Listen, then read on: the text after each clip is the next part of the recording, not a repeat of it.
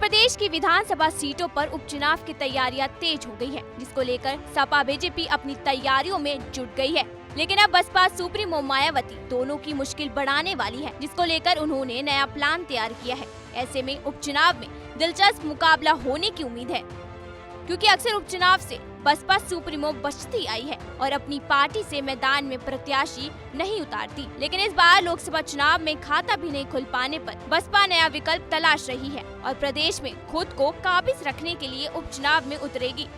अब चाहे बसपा की इसे मजबूरी कह ले या फिर इसे बसपा के लिए जरूरी। लोकसभा चुनाव में मिली हार के बाद मायावती ने बड़ा फैसला लिया है। इस उपचुनाव में जहां सपा और कांग्रेस लोकसभा चुनाव का मोमेंटम इन उपचुनावों में भी बरकरार रखना चाहते हैं, तो वहीं बीजेपी भी सभी सीटें जीतने का पूरा जोर लगाने वाली है। लेकिन ये मुकाबला जो अब तक सपा और बीजेपी के बीच होना था, वो अब बसपा के मैदान में उतरने से त्रिकोणीय हो गया है।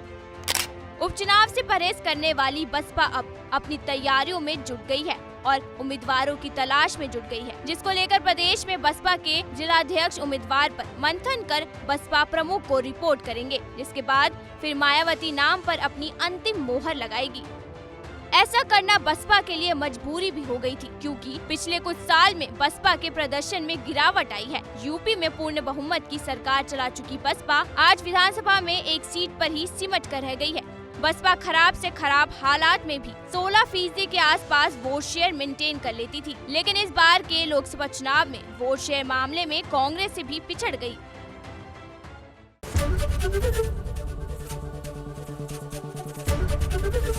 एबीपी गंगा, खबर आपकी, जुबान आपकी।